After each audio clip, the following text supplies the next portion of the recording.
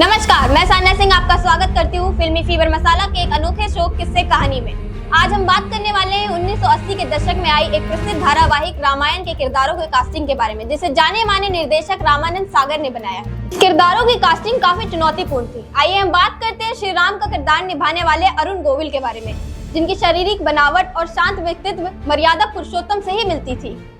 उनकी मुस्कुराहट ने निर्देशक के साथ साथ दर्शकों का भी दिल जीत लिया था। इस किरदार के लिए उन्होंने 2 बार ऑडिशन दिया। पहली बार वो असफल हो गए, लेकिन दूसरी बार उन्होंने अपनी मुस्कुराहट का इस्तेमाल किया और रामानंद सागर उनकी मुस्कुराहट से प्रभावित होकर तुरंत उन्हें राम के किरदार के लिए चुन लिया। अब हम बात करते हैं लक्ष्मण के किरदार की कास्टिंग के बारे में। लक्ष्मण के किरदार की पहली पसंद सुनील लहरी नहीं बल्कि शशि पुरी थी, पर उन्होंने इस किरदार के लिए मना कर दिया। फिर बाद में जब निर्देशक रामानंद सागर ने सुनील लहरी से पूछा तो उन्होंने भी मना कर दिया। फिर बाद में उन्होंने हामी भर दी और अपने अभिनय में संयम, उत्तेजना, गुस्सा और भाई के प्रति प्रेम को ऐसा खूबी निभाया।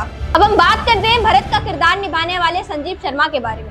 संजीव शर्मा ने भावुक और त्याग की भावना को इतनी अच्छी तरीके से निभाया कि रामानंद सागर को उनकी सादगी और संवेदनशीलता में भरत ही नजर आने लगे। बात करते हैं हनुमान के किरदार की, तो हनुमान का किरदार एक मजबूत शख्सियत की मांग करता है, जिसके लिए दारा सिंह से बेहतर कोई था ही नहीं। पर दिलचस्प बात यह है कि उन्होंने इस किरदार के लिए मना कर दिया।